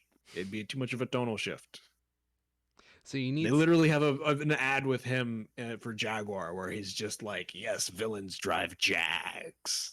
It's like, yeah, I guess. I do like the idea of Robert Pattinson. I do too. I'm really curious to see how he does in the Batman film because I haven't seen him since God. What the hell has he done? He was in Lighthouse. I didn't see that. I only know that because my friend loves Robert Pattinson as his favorite actor, and he fucking won't shut up about that movie. Oh, he was in Tenet. What the hell was he in Tenet? I'll have to watch that. That actually could be interesting. Because I legitimately don't think I've seen him in anything technically since like the Twilight movies. Yeah. Those things will follow him to his death. I will ashamedly admit that I've seen the first Twilight film. Yeah. Shame. Chrome appears to have crashed on me. I didn't think that was something that could actually happen. It knows you won't go to Edge. It will fuck up as many times as it wants. Oh shit! Something really broke. Let's see if I can pull this back up. That's weird. Okay, so hear me out. I have an Yes. idea for our next Bond. And it's going to be a little bit controversial, but I stand by this 100% of the way because I believe in this. Ready for this? Yeah. Okay. Yeah. It's time because one, it's 2021. Two, I just like this actor a lot. Sure. And three, Black Bond. I actually have another idea. I Okay. agree, but different actor. I put up Jamie Foxx, by the way, because Jamie Foxx is the best actor of all time. I Yo, would love to see Chiwetel Ejiofor. you're not wrong, my dude. You're not wrong. Jamie Foxx is a great pick, though. Yeah. Either of them, I would be completely fine with. Yes. But I feel like Chiwetel Ejiofor hits that refinement sweet spot of being like clean cut and suave Yes. without being like a prick, a rich prick. You know, I do see. there's a few actors that have that problem, Yes. but he's just like, just look at him. He's gorgeous. It scares me how fast you were able to put that photo up. I actually already had it pulled up because I was about to say the same thing. No way. Yeah, no, I would love to see Chiwetel Ejiofor in like. I'm really glad to see that he's going to be returning in the next Doctor Strange movie Yeah. because just as an actor, I don't think I've seen that there's been a film where he's been in that I've seen that I haven't enjoyed watching him just be an amazing actor. He was Mordo, right? Yeah. That's what I thought. Yep. I want He more is of him. expected to be. Yep, he's expected to be the main villain in the next Doctor Strange one. I will drink to that. What's that? I said I'll drink to that. Yeah, hell yeah. Have you ever seen Comics Baron Mordo? I don't think so. He looks like such a goober. Does he? I'm gonna look this up. No, I just put him up. Oh, you did? Oh, yeah, that's a goober. That's such a goober. His face makes no sense because he's got like the widow's peak, but it's like just a very Yeah. specific part. His beard is all wrong too. Yeah. Every time Baron Mordo shows up, I'm like, what the fuck are you doing here? See, this looks better, but it also looks like a completely different character. Yeah. To Well, be fair. I think I put up classic Mordo. That's like from the newer Yep. books. Yep. You can definitely tell it's a newer style. Yeah. Mordo is such a weird character. Mm-hmm. Do we have anything else in entertainment news, or can we go to the secret segment? Yes, we actually didn't talk about the Misfits, the actual movie that Pierce Brosnan's in. Oh shit! Yeah. I don't know what the hell this is. It looks kind of bad. Yeah. The tagline for it is they're not bad guys, they just steal from them, and that sucks. Robin Hood much. It has Nick Cannon in it, apparently. Okay. So, you know, he's still getting gainfully employed, I guess. Even a federal maximum security prison can't hold Richard Pace, a brilliant international thief, but his daring escape and high-octane car chase eluding the FBI and police ends with him being scooped up by the Misfits, a band of modern-day Robin Hoods.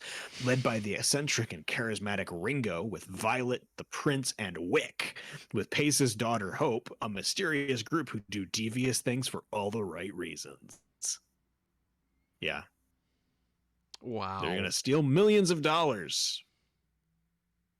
They're pulling off the heist of the century, which is stealing millions in gold bars kept under one of the most secure prisons on Earth, owned by rogue businessman Schultz. None of these people have first names. And used for funding terrorist groups worldwide. Aside from the money, Pace wants revenge against Schultz, the man behind his incarceration. From LA to Abu Dhabi, It will take supercharged engines, forged identities, multiple cons, camels, nitro, and massive explosions to succeed. And if Okay. you weren't sold yet, it's directed by Rennie Harlan of Die Hard 2 fame. Oh, shit.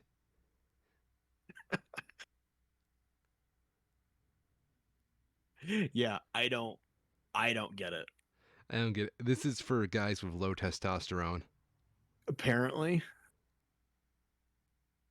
I mean, it's nice to see Pierce Brosnan still working, but like, oh, what a paycheck. Yeah.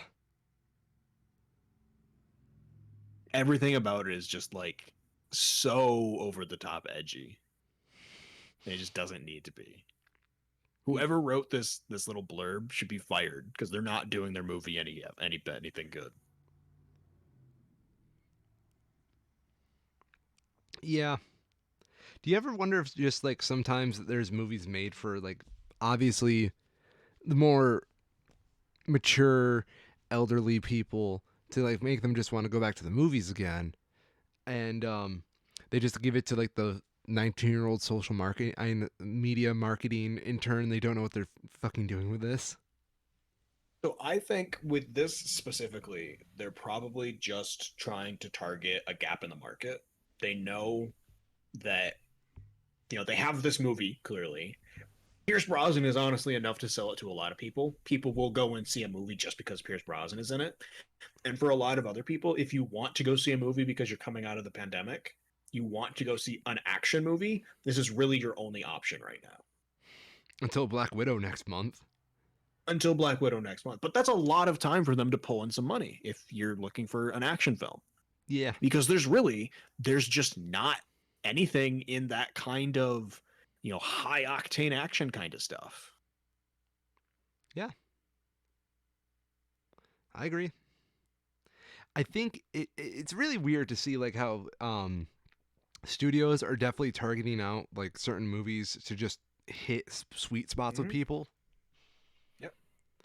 Um, I will say Hobbs and Shaw is an excellent movie for that because it's not particularly good, but it is entertaining. And it's the kind of thing that like I wouldn't go and see it in theaters at full ticket prices, but like $5 for a matinee, yeah, sure. Why not? It's why not? dumb. It's got charismatic actors in it, and it's well shot. Why not? Why not? There's worse. I've paid more for see worse movies What's the worst movie you think you've seen in theaters? in theaters. That's a good question. Because like Worst movie I've seen in theaters. I feel like we're very picky about the movies we go to see in theaters, but at home we'll just Mm-hmm. watch any garbage because we never know what's going to show up.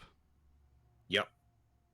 I really don't know. I don't see a ton in theaters, but there's probably something I've seen a long time ago that I'm forgetting because I used to see a lot more movies when I was younger when there weren't as many options, Yeah, but nothing like immediately comes to mind as being bad. There's been plenty of stuff that's just kind of disappointing. You know what? I'll say this. Probably some of the like the sequel stuff that goes too far, like some of the Pirates of the Caribbean stuff, the okay, later ones, yeah. they're not bad. They just don't hold even close to a candle to their prequels. I think for me it's Thor: The Dark World. Yep. I thankfully didn't see that in theaters. I remember being in theaters, But yeah, I watching can it see it. happen, and I thought to myself, well, the MCU was cool while it lasted. Yeah. I honestly thought with like how underwhelming that movie was, we were seeing the end of like the Marvel Empire die out. Hmm. Oh yeah. No, that one was bad. It was really There's, bad. there's no sugarcoating it. It was just bad. Yeah.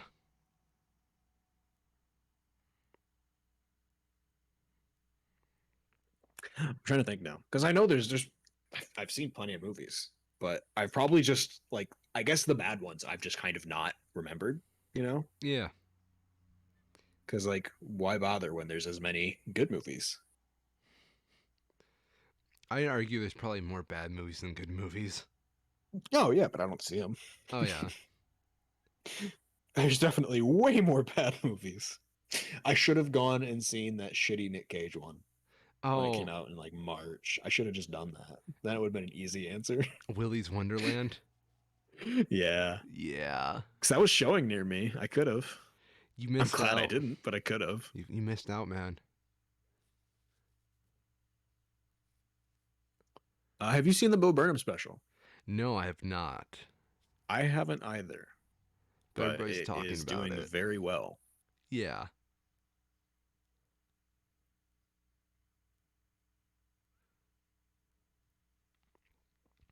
Can we do the surprise segment? I guess if we have to. The surprise segment. Actually, I do have some Marvel news. Yeah, go ahead. So we have some Black Panther 2 news in a rumored Hmm. casting for a character.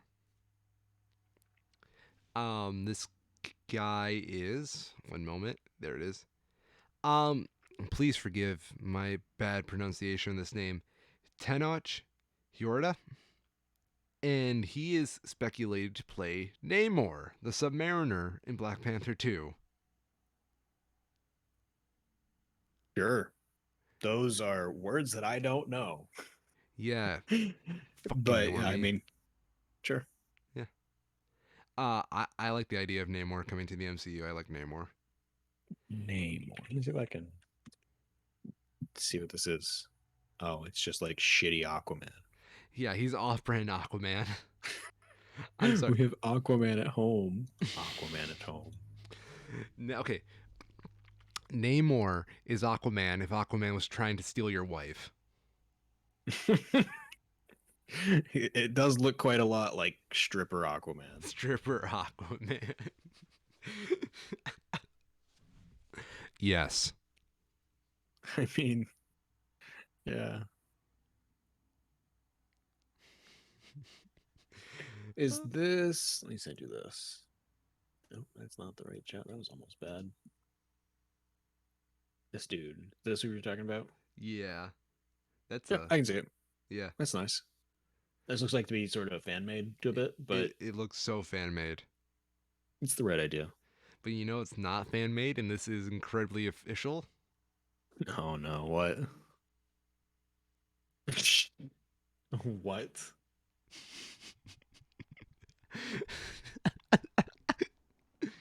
It is an image of Namor making out with a crab squid monster. And it's an official comic. You were only showing your parochialism and prejudice. There are many forms of beauty. She is a dignified queen of a noble people.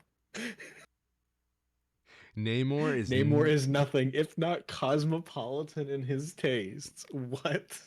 Yeah. I'm sorry. He's just horny Aquaman. Yeah, no, he is. Canon. It's canon. That's the beautiful part. Do you see why I love these things? No.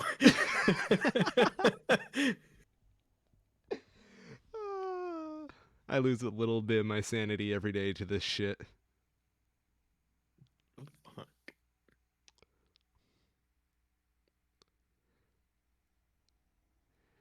Yeah, I don't know. I hope it turns out better than whatever the hell that is. Wait, you don't want to see a live action portrayal of this? It's not on my wish list. Oh boy. So the secret segment. We talked about this last week, but we didn't get a chance to. Yes. Did you hear about the Spider-Man No Way Home rumor that started last week? Probably, but I've almost certainly forgotten about it. Think of the most fanficky thing that would be fan servicey for the film. I would assume it would have to be like, um, I don't even know, like the old Spider-Mans also being there. Well, that's part of the rumor, but they also believe Willem Dafoe, Green Goblin, as the villain. Oh, yeah, I could see that. Yeah. The big rumors of Spider-Man Homecoming, No Way Home. Um, there's a lot. You ready for this? Hmm. So the basic premise would be that the Sinister Six come in from different movie dimensions. Okay. So we will get Alfred Molina as Doc Ock again, Jamie Foxx as Electro again, um, Sandman from the Raimi movies again, um, Willem Dafoe Green Goblin again, and who was the last one? Oh yeah, whoever played the Lizard in Amazing Spider-Man again. Except they're all from slightly different worlds where they don't exactly play out the same way as they did in their movies, and they were Right. killed by Spider-Man. Um, and they want revenge on this universe's Spider-Man, which is just little innocent Tom Holland. And basically, Peter and Doctor Strange are going to have to go recruit people to fight off this small army of very angry green people. And that is the supposed rumor leak of No Way Home. Hmm. I am not a fan of that. I mean, I don't know. I personally don't think that would happen. you don't think that would happen? At least not with Vulture, Uh, because I don't know. Is he not one of them? he's not one of them. No. It is specifically going to be Electro, Lizard, Doc Ock, Oh, Lizard. Sandman, the fucking what's his face, Green Goblin, and there was one other. Who was that one other? I would be very surprised if that happened then. Really? If they were taking two of the like the two past villains that were already in the MCU, I could see that. But to have five of the six be from other properties would be, I think it's a bit much.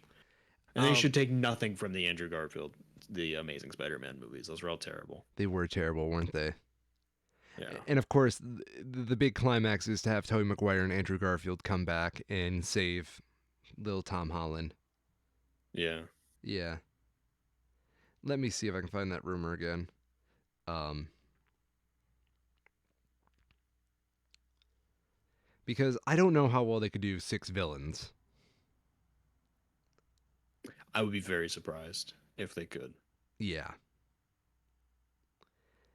But there is some credence to the Tobey Maguire coming back because his Spanish Mhm. dub voice actor is in the film in the dubbing process right now.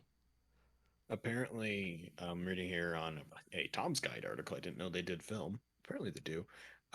Tobey Maguire, the stuntman for Tobey Maguire in his Spider-Man movies, was tagged in a social media post by the stunt coordinator Ooh, of No Way Home. interesting. Mm-hmm.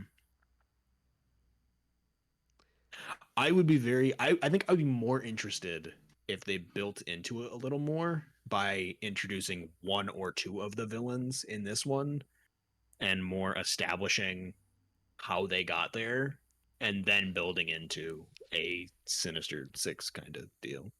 The whole thing is that they come from other universes because of what Wanda did in WandaVision, but the list is William Defoe's Green Goblin, Alfred Molina's Doc Ock, Thomas Hayden's Church's Sandman, Yeah. Reese Ifans Lizard, Jamie Foxx's Electro, and Paul Giamatti's the Rhino. Oh God. Yeah, you Forgot remember about him? Rhino. I forgot. Yeah. That was I my. really The Rhino sucked in that I movie. hope it was bad. Where's it? Does he have a social media? What the hell has he been up to? Paul Giamatti. I kind of forgot he was an actor, honestly. Apparently, he's in No Way Home. That's what he's been up to. The official Twitter of Paul Giamatti. There's nothing. Kidding me? He knows. No, he joined in 2013 and he hasn't done shit on his Twitter. You kidding me? He knows. Wait, 2013 you said? Yes, he's been on the platform for 8 years and used it for nothing. Dude, Amazing Spider-Man 2 came out in 2014. Oh yeah, I'm sure that it was probably a move that his agents, I would bet, set up to make sure that someone else didn't take it in his place. Yeah, I was about to say, I'm almost certain it probably correlates to the fact that he knew his career was going places differently from being in the movie that big and it being a little infamous, we'll say. Yeah. Yeah, because I'm seeing him only in like B tier movies. I mean, that's basically been it. Yeah. I don't know. He's been in some very good movies, but it's been a minute. Oh yeah, Big Fat Liar. It's a classic. Classic. 44% on Rotten Tomatoes. Hell yeah. What else has he been in? He was apparently in San Andreas. What? The hell was he in San Andreas? He plays some doctor, so he's not one of the main people. God, yeah.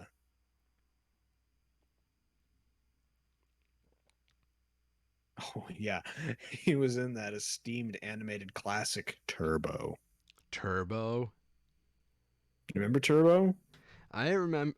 It's funny because I keep forgetting it exists until it appears in my brain. Like someone brings it up. Yeah.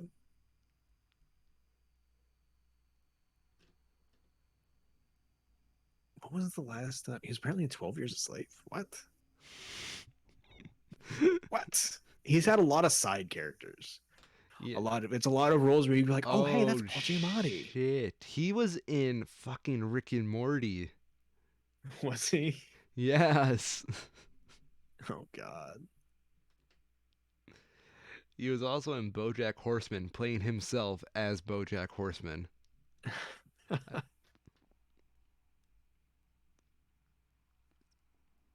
I just gotta pull up his IMDb here.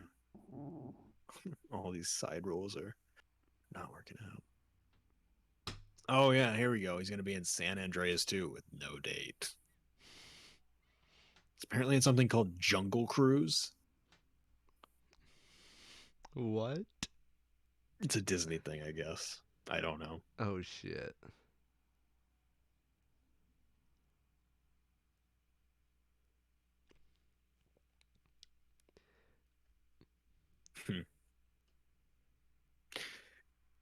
Yeah, I don't know. I'll be surprised if it happens, but I'd be surprised if it happens.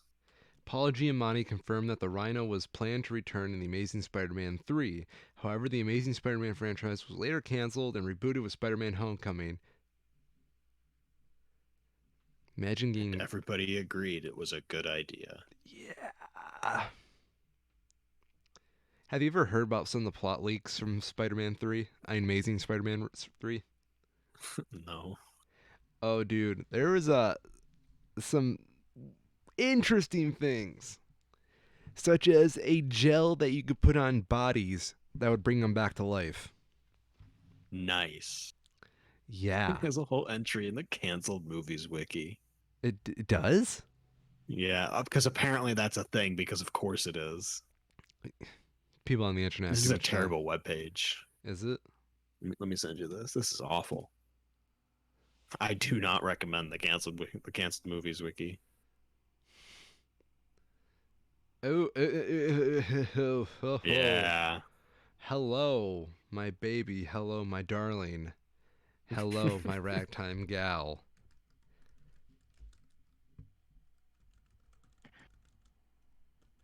Who designed that? This is fucking MySpace. Yep. It's very old, clearly.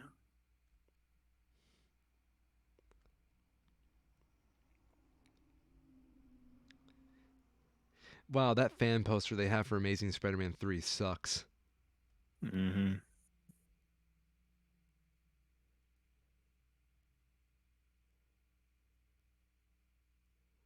Apparently, Sony had a plan for a Sinister Six movie in 2016. Yes. Ew. Will Arnett was Ew.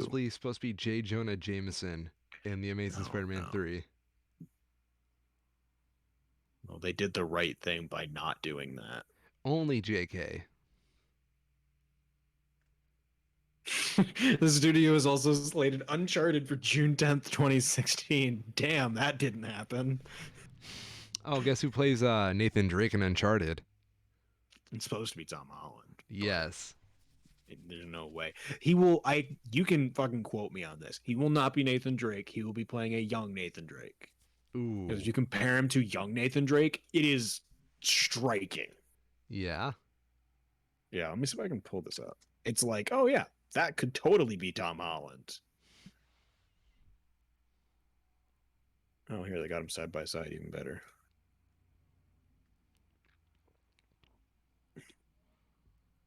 Uh-oh. Oh. Yep. Yeah.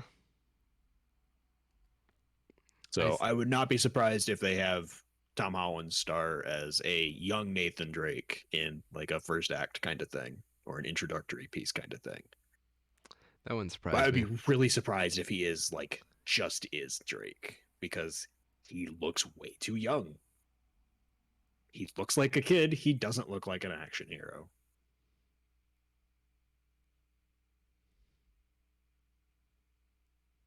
And it will always be a disgrace that they didn't get Nathan Fillion to play Nathan Drake. You know he starred in a fan Uncharted film No as way. Nathan Drake. That's Yeah, pretty cool. I'll see if I can find it after. It's somewhere on YouTube. It wasn't like great, but they clearly had fun with it. It's a fan movie, but it was surprisingly good. Man, they really thought they could do a Amazing Spider-Man cinematic universe here. Yeah, they saw that Marvel had, and they wanted some, and then Oh, they they did. decided, oh wait, it's just easier if we license it, isn't it? They probably made more money. Oh yeah, they made. I guarantee they made way more money. Yeah. They also made better movies that way too. Mm-hmm. Plus, they still got to make Venom.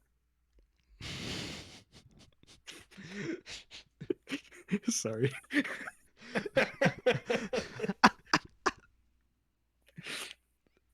I mean, I'm not wrong. That's what they wanted. Yeah, they got their movie. And they even got a sequel for it. Probably, I think it did better than the Amazing Spider-Man movies, though. Let's see.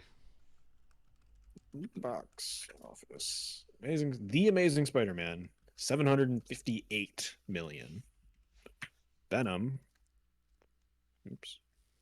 Box office. Yeah, 856. Easily made more. Yeah.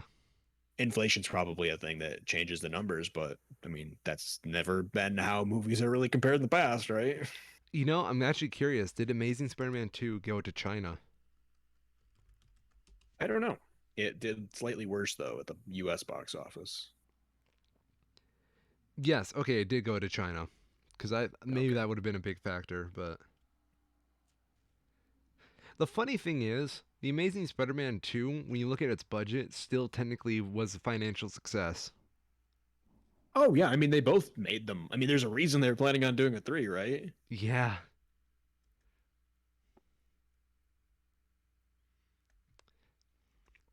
How much was Venom's budget?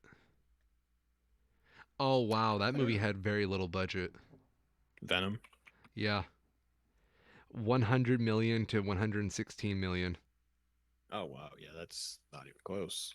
Yeah. No wonder that movie was so jarring. Made a ton. Oh god, its budget was half of the Amazing Spider-Man. And it still Amazing technically Spider-Man did. had 200 to 300, and it It's, did. It made more. yeah. I think it's. Was Okay, it? as someone who's seen both, I do think Venom's the better movie between the two, too. Oh yeah, for sure. God, they gave the same budget to Amazing Spider-Man 2. Why? Who made these decisions? I really don't know.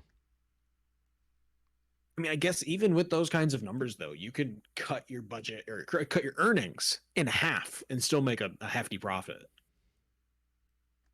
Like you're still easily making $100 million off that. Yeah. It's hard not to be successful when you're doing something like that. So, You ever just get the feeling that Sony really just doesn't care and they're just doing it to try and make an easy buck? all the time. Whoa. It's no wonder they realized that literally having taking money to let other people do it for you was the easiest route. Who could have seen it coming? Shocked Pikachu face. Yeah.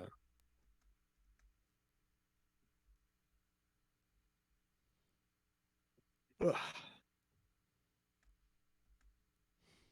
Anything else? Are there any other Spider-Man leaks we should be aware of? Not that I'm aware of. It's people repeating the same thing about like all these returning people coming back. Yeah. Apparently, the big final fight will take place on the Statue of Liberty because that's never been used in a Spider-Man movie.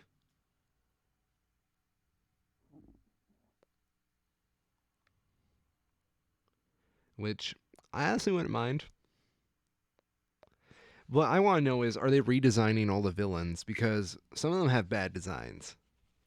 Yep. That's my concern too. Like if they just take any of the Amazing Spider-Man villains and just drop them in, no.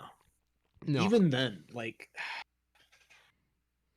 someone like Sandman could be interesting in an MCU era, but it seems it would be very unlike their design philosophy that they've had for basically everything.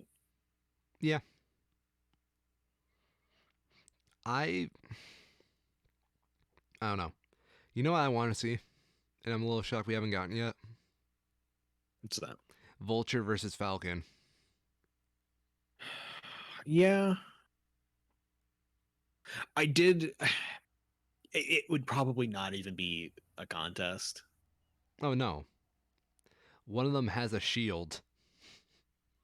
Well, no, even before that, it'd be very similar to like what we saw in Falcon and the Winter Soldier, where you have after new Cap does the super serum shit, he's still a soldier versus a bunch of people who are very much not soldiers. Yeah, It wouldn't be a fair fight. Compare Falcon, who is, for one, in the military, to basically developed the kind of shit that Vulture made and is trained to use it in combat versus the guy who just kind of scrapped it together.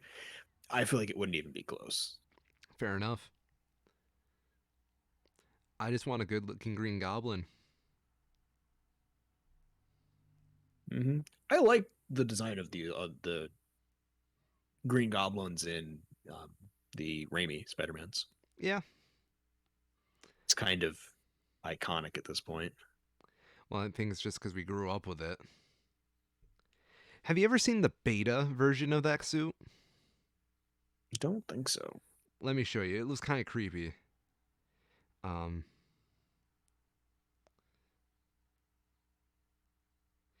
it was really cool because it was meant to look like a puppet and be more dynamic, but it was also like way, way more disturbing. Mm-hmm. And I wouldn't be surprised if they tried bringing it back because it's a kind of cool mask.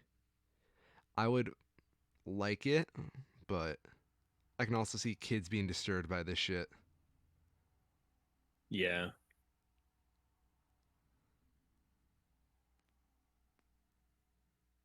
Ah, I don't know. Let me look this up real quick. What? It's very similar to another design that we have more recently. Sent. from Captain Marvel, the Skrulls. Oh shit. It's more pronounced, but it's not. It's my. I think in the first one, the first picture, I Yeah. agree. The eyes being that shiny is the whole thing is just kind of too shiny. It looks fake Yeah. almost. You know, I Well, the wouldn't second one being more realistic, I'm not sure. I wouldn't mind if they tried like a hybrid of those two designs. Mm-hmm. I'm like with the scrolls and whatnot. I have faith now all of a Mm-hmm. sudden. Yep, Sometimes I forget just how far we've come in visual effects. we've definitely come a long way. Oh yeah, dude. Not even like remotely close to what we used to have. It's one of the reasons why a lot of much older, well done effects hold up so well because the CG stuff is so obviously old CG. I mean, have you seen the original Spider-Man? Oh yeah, Yeah, that does not age well. no.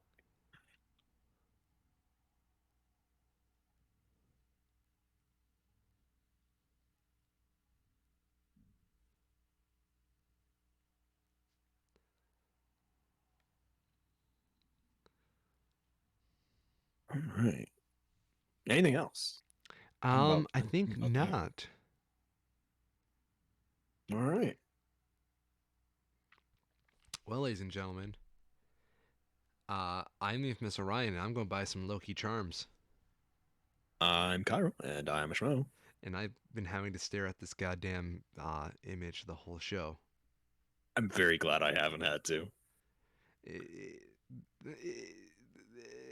I can imagine. I can only imagine how distressing it must be to be burdened I felt with my that. blood pressure rise a couple times. Anyway, this has been the Two Schmo Show. I'm deleting this shit off my computer.